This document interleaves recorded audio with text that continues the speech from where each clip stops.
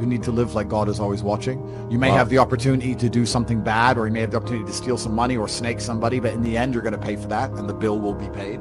I think if you do the right thing, in my experience, if you're a person who does the right thing, firm handshake, is on time, doesn't lie to anybody, does what he's supposed to do, is honest with a good heart, is genuinely polite to everyone he meets. If you are that person, you get very far in life. I've yet to meet people who just do all the simple things right, who completely fail at life. But I've met a lot of people who snake or steal some money and they get really rich, then they lose it all, or they get rich and end up a gambling addict or depressed, or etc.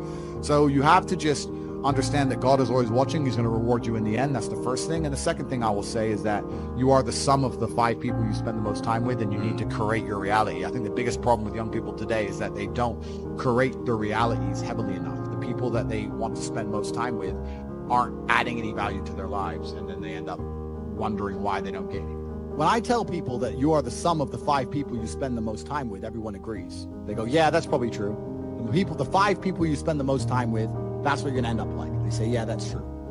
And then they continue to hang around with people who they don't want to be. Why?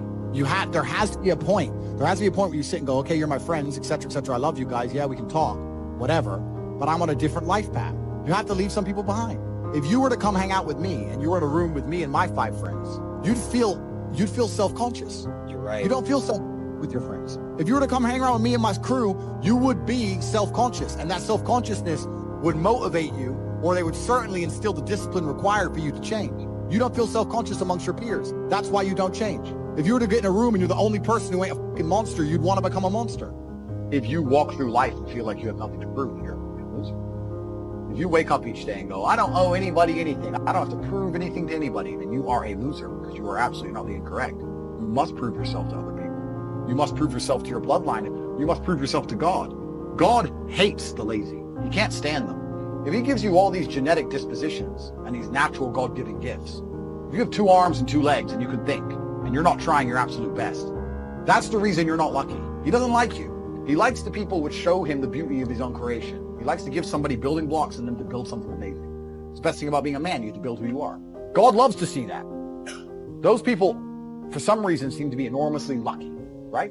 The person who goes, I don't have to prove anything to God. I don't owe all of my ancestors any effort. You know, for 5,000 years, people were dodging saber-toothed tigers and catching the plague and running from Genghis Khan just for my stupid ass to be born. I don't owe them anything. Don't owe them a thing, because I want to play video games.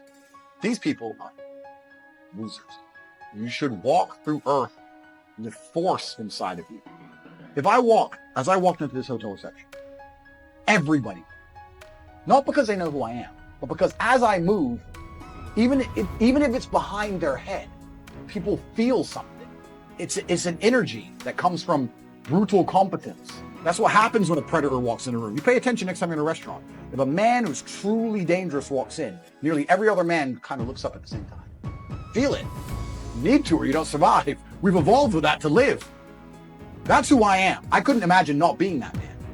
I've done that because I've been trying to prove myself to my lineage my entire life. I wake up every day with something to prove. I have hundreds of millions of dollars. I wake up and think, more. I'm in fantastic shape, 4 times world champion. Fighting the matrix out here by myself, more. I will have to be braver. I must try harder. All I do is prove myself. So when I hear people go, I don't have nothing to prove, then you're a loser. Peasants have never felt like they needed to prove anything. But kings felt like they needed to go and conquer land. Isn't that it's coincidental that the king, who already had it all, felt like he needed to go to some far-flung land and conquer it and take it and prove he's the king. But the peasants, I don't have to prove nothing to nobody. You're a loser then. You're a dummy. I absolutely and utterly, completely have everything to prove to everybody all of the time. That's who I am. I will prove anything to anybody. If I sit and say X, I will prove it to anyone. I can be checked anytime. And their ancestors who fought with saber-toothed tigers or escaped the Mongol hordes or managed to dodge bombs in the Second World War, all that they went through just for this cretin to be born. And to look at him, look at who he is, listen to his life story, listen to what he does on a day-to-day basis, and they would feel nothing but shame. Your ancestors did all that struggling to survive, hunting and gathering, avoiding enemies, anything it took, dying at age 30 from a tooth infection, all the crap they went through just for you to be born so you could smoke weed and jack off. That's what your ancestors died for. That's what they worked so hard for. That's who you are. That's the end of your fucking bloodline. Do you feel no shame? It's fucking shameful. My ancestors will look at me and think everything we went through was fucking worth it. Your ancestors will look at, most of these people, their ancestors look at them and feel nothing but fucking disgust. Well, I guarantee even their fucking living relatives, their living parents aren't even proud of them. Like your own father's ashamed of you. And you don't even feel fucking motivated to do. It's a fucking shame. If you were to go and look your father in the eye and said, you know what, I could have been a UFC champion. I could have been a multimillionaire. I could have been a race car driver. I could have been a nuclear physicist. Could have done all these things, but I was busy on. You think he's gonna be proud of you? No. And there's men here who will deny it, right? There's men who will go, no. But those are the ones who are most lost. And they should look in the mirror, look deep in their own eyes and say, yes, I'm fucking disgusting. I can change this. That's the beauty about being a man. If you're disgusting, you can change it. That's the beauty. There's nothing stopping you changing it. You're right. But you must accept it. You must accept it first. Most of these people, what they do is they hang around with other disgusting people, and then they're a little group of disgusting people, and they think, well, I'm not disgusting, everyone's disgusting, and this is normal, and it's normal to be a fucking off. Not in my world, it isn't. It's not normal to be a fucking jerk off in my world.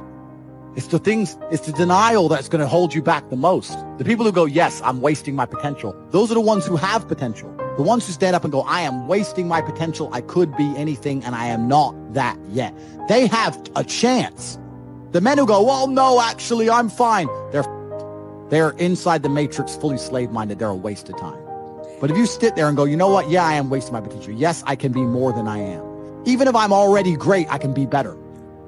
As good as I am, I still push myself to the limit every single day. I have every single thing a man could possibly want and still pushing myself. This is your prerogative as a man. You need to be instilled with a sense of duty to your bloodline. You must want it. You need to want it deep inside your soul. I can't die as anything less than emperor. It's my destiny. There are duties that men must fulfill, whether to God or to your bloodline.